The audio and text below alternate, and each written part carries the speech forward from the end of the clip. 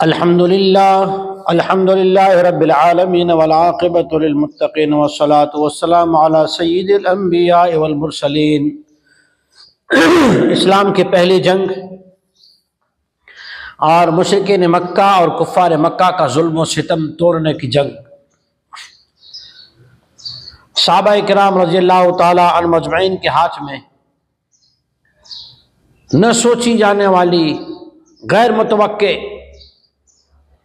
Impossible تھا جیتنا، لیکن جیت گئے۔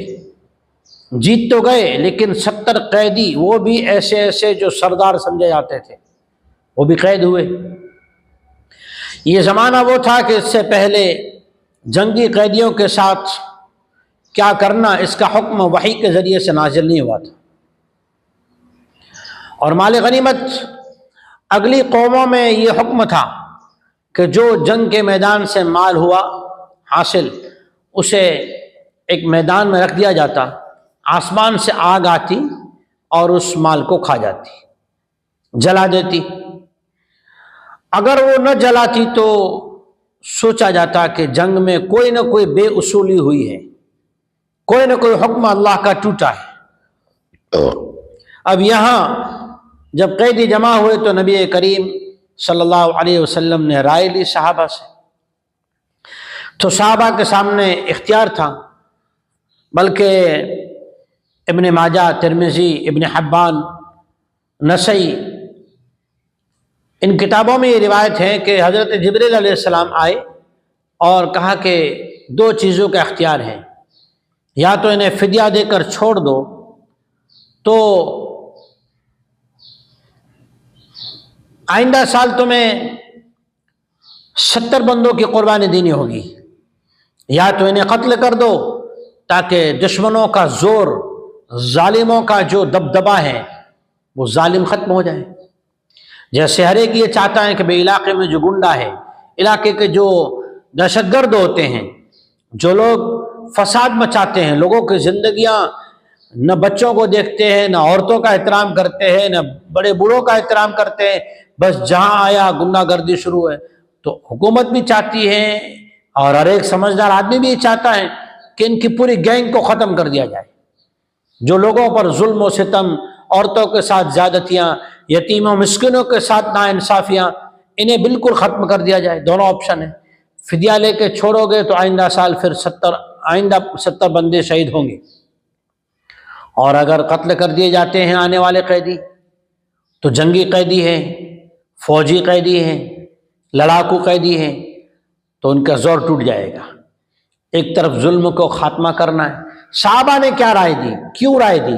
صحابہ نے رائے دی فدیے کی۔ فدیے کی رائے فدیہ لے کر چھوڑنے کی اس لیے دی، اس کے اندر 2 وجہ تھی۔ پہلی تو یہ کہ یہ اگر ہمارے اخلاق دیکھیں گے، احسان دیکھیں گے، تو ہو سکتا ہے ان میں سے کچھ لوگ مسلمان ہو جائیں۔ دوسری وجہ یہ تھی کہ اگر آئندہ سال شہید بھی ہمارے ساتھی ہوتے ہیں تو شہادت تو پھر جو ہے اللہ جل شانہ کی دی ہوئی جان ہے، اللہ کے لیے جان دے دی، تو اس میں کوئی گناہ کی بات نہیں، کوئی ڈرنے کی بات نہیں۔ وہ مالک ہے، وہ خالق ہے۔ اللہ جل شانہ کو کیا پسند تھا، آئیے سماعت کریں۔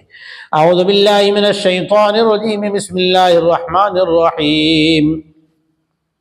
ما كان للنبي ان يكون له اسرى حتى يثخن في الارض تريدون عرض الدنيا والله يريد الاخرة والله عزيز حكيم۔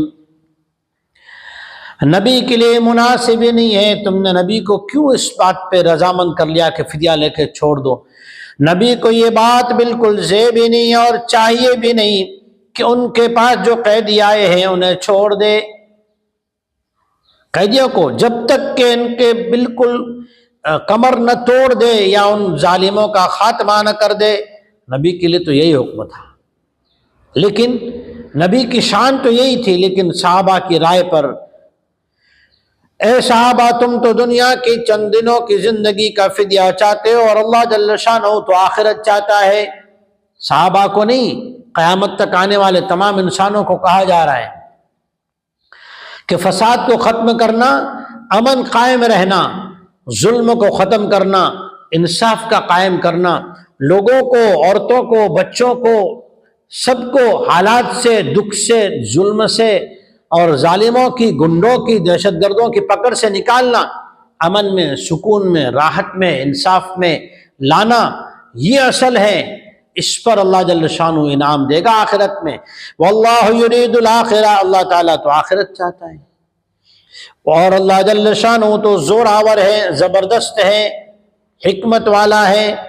حکمت کی وجہ سے اللہ جل شانہ نے ابھی تمہاری رائے کے خلاف نہیں کیا۔ اللہ جل شانہ نے تمہاری رائے کے مطابق جو ہے اپنا حکم نازل فرمایا ہے، کیونکہ نبی علیہ الصلوۃ والسلام کو تم لوگوں نے رائے دی، اور اللہ جل شانہ نے فدیہ لینے کے لیے رضامندی کی وحی نازل فرما دی، ورنہ اللہ جل شانہ کیا جواب دے رہے ہیں آگے آیت میں انشاءاللہ سماعت کریں گے۔ وآخر دعوانا الحمدللہ رب العالمین۔ دین کی بات پھیلانا صدقہ جاریہ ہے، ثواب کی نیت سے ویڈیو کو شیئر ضرور کیجیے۔ جزاک اللہ۔